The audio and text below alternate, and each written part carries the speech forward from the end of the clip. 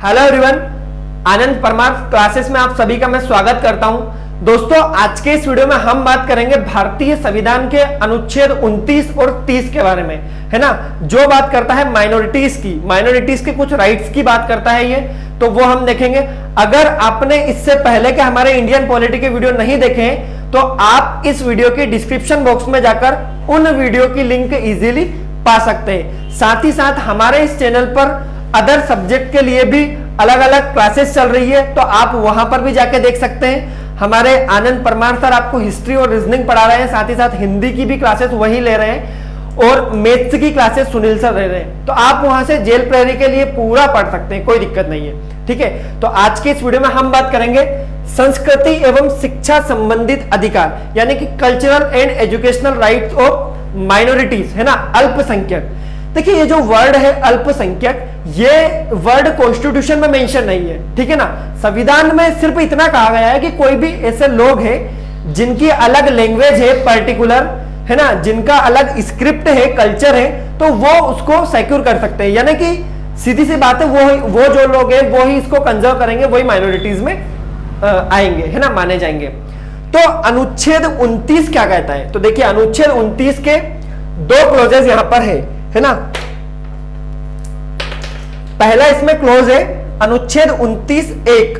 तो article 29(1) clearly mention करता है कि any section of the citizen residing in any part of India, यानी कि भारतीय जनसंख्या का, भारतीय कोई भी ऐसे लोग जो पर्टिकुलर किसी भी एक ऐसे एरिया में रह रहे हैं जहां पर उनकी अलग लैंग्वेज है, अलग भाषा है, स्क्रिप्ट है ना, कल्चर उनका अगर अलग है, तो वो इसको सिक्योर कर सकते हैं, कोई दिक्कत नहीं है। तो ये बात करता है अनुच्छेद 29(1). साथ ही साथ अनुच्छेद 29(2) क्या बात करता है? तो अनुच्छेद 29(2) बात करता है कि स्टेट, है ना। अब स्टेट का मतलब क्या है? तो स्टेट का वही मतलब है जो मैंने आपको अनुच्छेद 12 में बताया था, है ना। आर्टिकल 12 में मैंने इसकी पूरी की पूरी डेफिनेशन बताई, तो स्टेट का वही मतलब है। तो इसमें ग्राउंड दे रखी है कि the state shall not deny to any person on the ground of उसका रिलीजन, यानी कि धर्म, है ना, उसकी कास्ट, ठीक है ना, और उसके साथ साथ पर्टिकुलर वो किस रेस से बिलोंग करता है, उसकी लैंग्वेज क्या है। तो इन आधार पर एजुकेशनल इंस्टीट्यूट जो स्टेट के द्वारा गवर्न किए जा रहे हैं या फिर जो सेमी गवर्नमेंट है, वहां पर उनको एजुकेशन लेने से नहीं रोक सकता। यह बात करता है अनुच्छेद 29(2).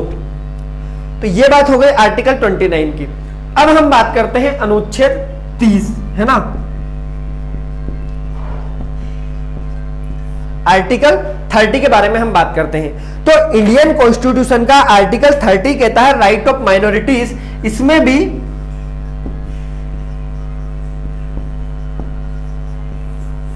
माइनॉरिटीज के उन राइट्स की बात की गई है, अल्पसंख्यक के उन अधिकारों की बात की गई है जिसमें वे अपनी शिक्षा से संबंधित कोई सा भी एजुकेशनल इंस्टीट्यूट क्रिएट कर सकते हैं, उसके लिए पैसा इकट्ठा कर सकते हैं, फंड रेज कर सकते हैं। तो ये सारे के सारे अधिकार उनको भारतीय संविधान देता है।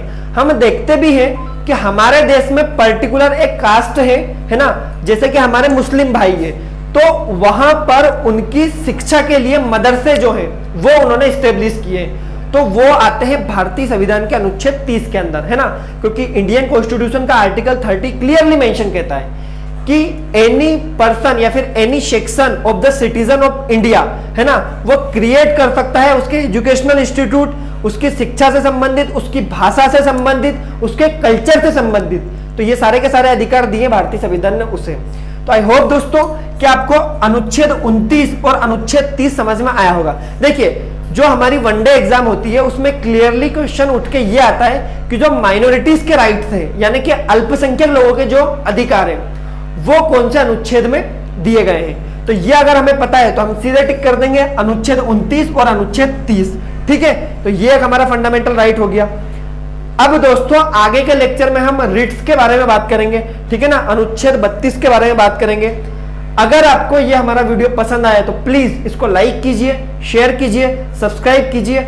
अगर आपको इस लेक्चर से रिलेटेड या फिर अभी तक के पॉलिटी के सारे वीडियो से रिलेटेड कुछ भी डाउट है तो आप कमेंट सेक्शन में बता सकते हैं, हम उसका जो है कि आपका जो डाउट है उसको क्लियर करेंगे।